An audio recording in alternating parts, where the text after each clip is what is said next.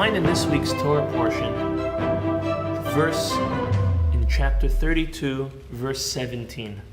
And it reads as follows, and it speaks about the severity of when the Jewish people will worship idols, unfortunately. It says as follows, Yizbehu l'ashedim lo Eloah, Elohim lo yida'um. That they would slaughter to demons without power, meaning they would bring sacrifices to other gods. Hadashim mikarov ba'u lo se'arum avotechem. Newcomers recently arrived whom your ancestors did not dread. Meaning, Bnei Israel, unfortunately, will go and seek other powers, other gods, which are unfortunately going to be dry and useless. But the terminology the Torah uses about these other gods is, it says that they're lo Eloah. Lo Eloah literally means they're not a god. You know how Rashi translates, and also Unkelus translation? It doesn't translate it as no god, or they're not a god. He translates it as they are useless, they are powerless, there's nothing to them, they're futile. And the question is, where and how? Why? Why did he alter from the explanation? So Rashi says that God was specifically angry when the Jewish people have or will worship those gods because they're so low, they're so empty. So specifically they're translating it this way to show us God is so angry when you go for something which is so low and so inferior. And to this, the Zera Shimshon brings a classic story that happened in the Talmud. It's recorded in the Talmud, Masechet Avodah Zarah, that Agrippas the general came to Rabban Gamliel and he asked him, your God, as it says in your Torah, is a jealous God, correct? Rabban Gamliel says, yes, correct. He says, very interesting. A wise man is only jealous of another wise man. And a wealthy individual is also jealous from another wealthy individual. And a powerful individual is only jealous of another powerful individual. You never saw a wealthy individual walk by a poor person and be jealous of them. Or a very smart person walk by a dummy and say, oh, I'm so jealous. No, it doesn't work that way. So if you're telling me your God is a jealous God, it means that there's power to the other gods. Agrippas tells Rabban Gamliel. Rabban Gamliel says, great question. Listen to this parable. There was once a man who was married to a woman. And some time passed, and the man took a second wife while he was married to the first wife. And he asks, when will that first wife be more jealous? Will she be more jealous if the second wife was smarter, better looking, better character traits? Or will she be more jealous if she's uglier, she's not as smart, she's a mean woman? Which one will she be more jealous for? And the answer is to the later, to the second one.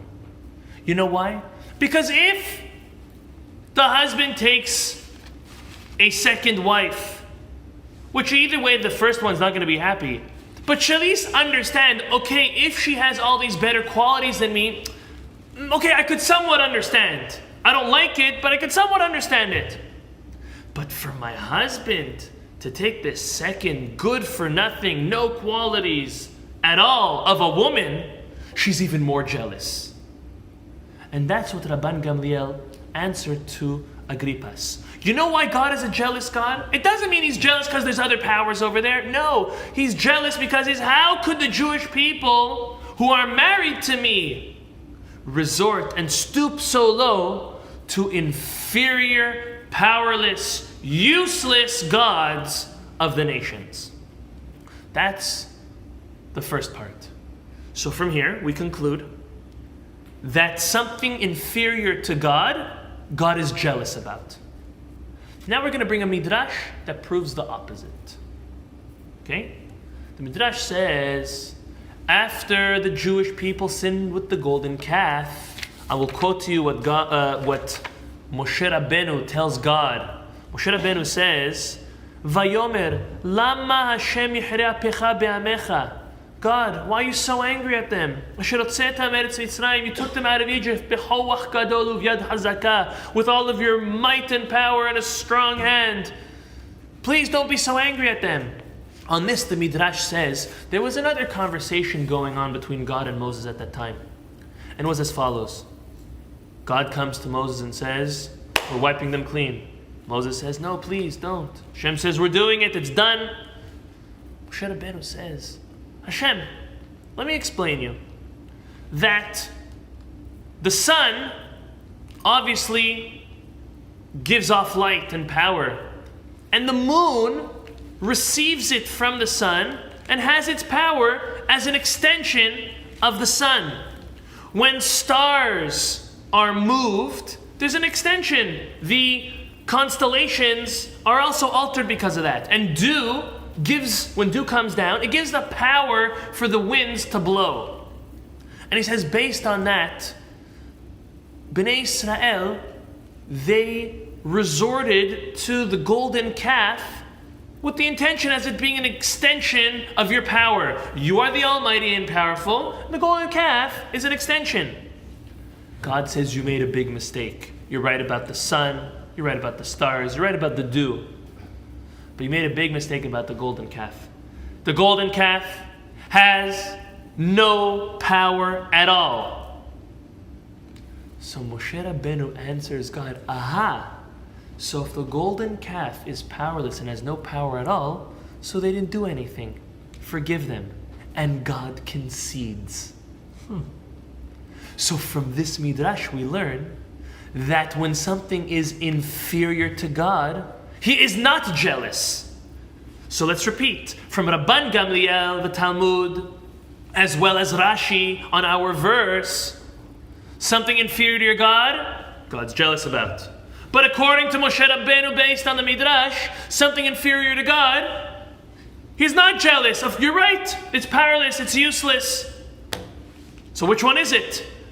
Something inferior to God promotes jealousy by God or not? So sometimes the Zera Shimshon answers. He says, really? Any type of idol worship, any cheating on God promotes jealousy by God. Even, and all the more so, the inferior. So how do we explain Moshe Rabbeinu? He says as follows. Moshe Rabbeinu was coming as a lawyer. He was just trying to make peace between God and the Jewish people. He was trying in any way possible to justify their mistake. So he comes and says, Hashem, the Jewish people were left without a leader. I was up in Shamayim receiving the Torah. They miscalculated the time. I come down and they were craving a leader. Why were they craving a leader? They were craving a messenger, a liaison between you, God, and them. So I was gone. They took the calf. And they took the golden calf. They took all their gold. They threw it in the fire. Out came a golden calf. And they used the calf as an intermediate between you and them. So don't punish them. So when God answers, it was powerless and useless. So Moses says, they didn't really do much. So forgive them. But nevertheless, when Bnei Israel are going to be seeking idols or other gods and worship them when they get to Eretz Yisrael or even later, that's not going to be because they're trying to look for a connection to God. And to that, and all forms of idol worship, besides for the golden calf actually, are all inferior to God, powerless, useless, yet it still causes God to be jealous. And it's as Rabban Gamliel said, Moses was a one-of case. Moses was just trying to come to make peace. We learn from here that we should always try as much as possible to be committed to HaKadosh Baruch Hu. as spouse to spouse. As we know, Matan Torah was Hashem and the Jewish people being married with the ketubah. What was the ketubah? The Torah itself. And based on what it says in the Torah is how a relationship between the man and woman, between Hashem and Bnei Israel, will be as successful as possible. Again, He created the world. He created everyone and everything inside the world. And He wrote us a manual. Just like in marriage. If we look at a ketubah, it says exactly in the ketubah what a husband needs to do for his wife. And if he does so, the marriage is good. And vice versa. And if not, well, those are the rules. So God gave us the rules for us, for our relationship with Him. So there's no need to turn away. And when unfortunately we do turn away, Hashem unfortunately is jealous and comes down hard on the Jewish people. Hashem HaKadosh Baruch Hu will help us and guide us to always be faithful to Him in order that He will always bless us, give us success, happiness, health, and a lot of beracha. Amen.